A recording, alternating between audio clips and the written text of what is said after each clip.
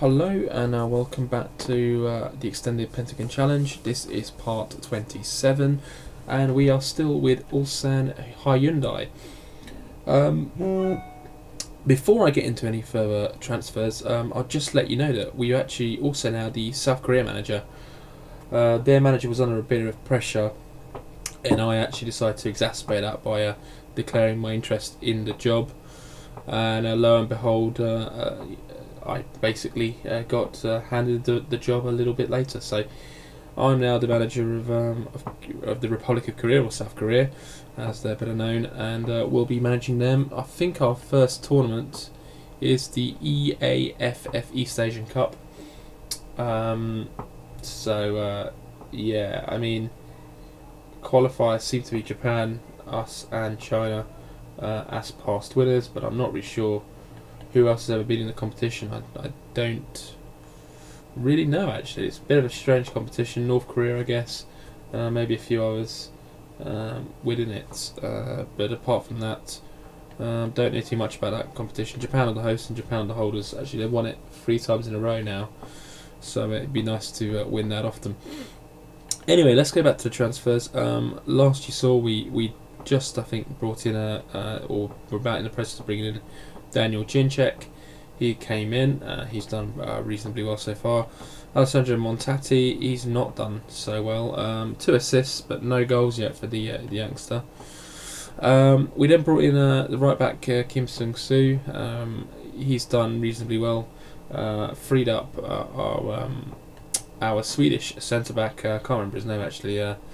He is Brantimo, to play in the centre back position, and then we kind of sponged out a big sum of money, £7 million on, or 7 million, although it is very much phased. The payments are very much phased on Park Hee Young, who basically started off rip-roaringly well. This all came about because I've had to not effectively put Sandro into the squad. He can't play in the league. He can play in the Champions League, and the reason for this was basically he's now just recently turned to he's now got South Korean citizenship. He didn't at the start of the season, which meant that I couldn't register him. He was the guy who dropped out, so he's been playing, as you can see, all continental games, but played no league games, although he's been in very good form in those continental competition in the AFC Champions League. So yeah, if we go to the fixtures quickly, we can just cover how things have been going. So last you left me, we had just played San Frecce and won 1-0 away. We then moved on to a 4-1 win against Police of Korea. Sandro, this was a friendly. Sandro, Baek Seung-min, Lee Tai-kyun and Choi Kyung-rock getting the goals there. We then moved on to the first league game of the season, and we lost 1-0 to Seoul. Angel getting their goal. Probably deserved to get something out of the game, but in the end, Seoul proving solid enough to hang on to their 1-0 lead and win the game. We would improve as we then went back to the Champions League and beat Beijing Guoan by 3-1. Sandro with a hat-trick, Wu Zhifeng right at the end, getting one back for Beijing, but a good win for us in the end as we moved into control of the group. Next up in the league was Daejeon at our home, the Ulsan Mintsu Football Stadium, and Kwon Chang-hoon getting the opener, Daniel Ginczek then making it doubling our lead before Kim Da-sol got unfortunately put an own goal in, as we end up 3-0 winners on the night.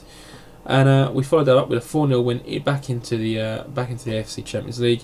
Sandro with 2, Kwon Chang-hoon with 1, and Choi Kyung-rock with a penalty, sealing the points as we won 4-0 in Thailand.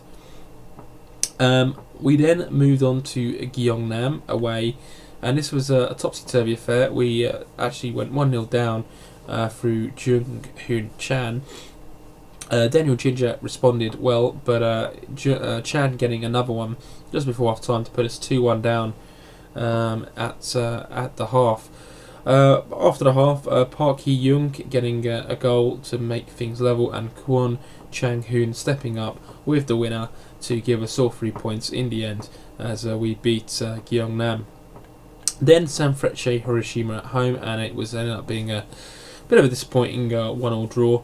Lee Woo-young getting our goal, but Kyosuke Tsuji getting one back for Sanfrecce to finish 1-1, and pretty much meant that we were pretty much through, but disappointing to not win the game. Next up, Jeonnam Dragons and Park Hee-young getting another goal. Choi Kyung-rock getting effectively what would end up being the winner before Kim Kyung-ho pulled one back for Jeonnam Dragons. A good win for us. Again, we dominated, and a nice victory as we continued our good form. Next up was Beijing away, and a 2-0 win. Kwon Chang-hoon and Baek Seung-min getting the only goals of the game, as Beijing lost at home to us in the Workers' Stadium. Jeonbuk were next, a very handsome win. Jeonbuk, a good side, and they took the lead through Basilia, but actually they took a 2-0 lead through Basilia, and then Sunday Akane with a penalty, but we came storming back. Goals from Hee-young and Kyung-rock getting us level, and then Hee-young popping up with the second goal of the game to give us all 3 points, and potentially also grab the headlines against his former club, as he's been on in rip-roaring form. 7 million is a lot of money, but he's been absolutely repaying that. Bangkok last next, and a 1-0 win at Jung Hyun Thai. A lot of players either suspended or injured for this game, which meant that we were pretty limited, especially in attacking options. We ended up winning the game 1-0, enough to get all 3 points, but a bit of a disappointing, bit disappointing that we couldn't obviously hammer home a bit more of an advantage. Sangju next, they were top going into this game, and we actually led through Park Hee-young, who just can't stop scoring, but they actually Sangju came back well, and Kwak Kyung-jin equalised before Kim Sang-soo gave him a half-time lead. Daniel Jinjak responded just before the end of the game, 10 minutes before the end of the game, to salvage a point in what was, I guess, a disappointing home draw against Sangju, albeit that they were leading the league, and I believe still are. Then to the second round of the AFC Champions League, and we faced a fellow countrymen in Jeonnam Dragons, and a convincing 3-0 win at home. Kwon Chang-hoon, Sandro and Song Jae-yoon getting us the points as we dispatched Jeonnam Dragons in the first round, and gave us a really good platform for the next leg. Gwangju in the league next, and Gwangju, one of the worst teams in the league, and we beat them quite convincingly. Choi Jae-young, Lee Woo-young, Daniel Jinjak and Park Hee-young continuing his goal scoring form. An-min Kyu did pull one back for Gwangju, but by then it was all said and done, as Ulsan won out 4-1 winners. Second leg of the Champions League, Jeonnam had it all to do, and they took the lead through Park Tae-yeon. I was playing counter all the way through this game, just trying to soak up their pressure. Sandro did pull one back to effectively kill off the match, and a 1-1 draw sent Ulsan through with a 4-1 aggregate win. That brings you up to date with how things have been going. I'll just quickly show you the players and how it's all been going in that regard.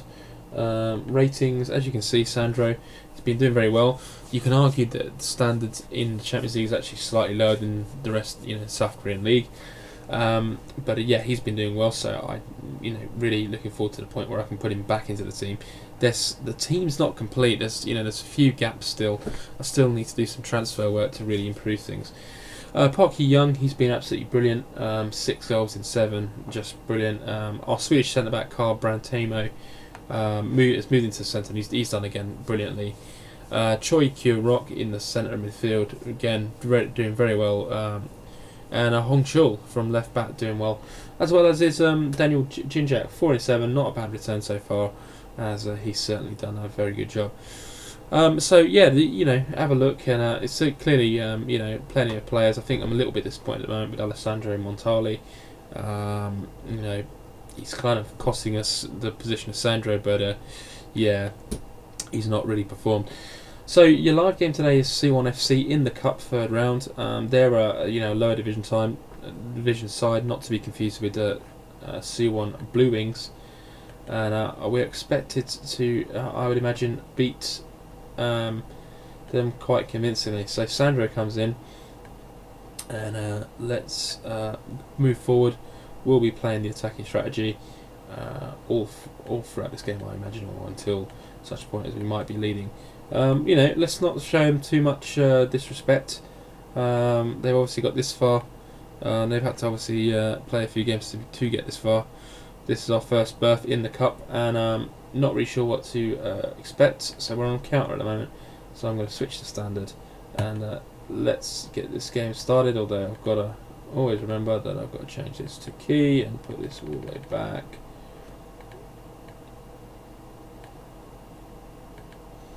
And pitch. And we're already 1-0 up after 19 seconds. Sandro has scored. And I don't know what that one looked like. Unfortunately, we've missed that one. So apologies for that, guys. That's disappointing. I'll try and show you the goal after the game. And Kwon Chang-hoon with a free kick. And floats it into the bar. And Jinjak is there to put it into the back of the net. And it's 2-0 Ulsan, and it's looking very much game over. In fact, I'm going to switch to counter now. Game is pretty much well and truly done. So let's just soak up a bit of the pressure now. It seems to be raining in C1 at the moment, and Jinjak with a good ball, and Park Hee-young puts it wide. Disappointing finish. Expect him to do a lot better than that. But in the end, he. Atrocious finish.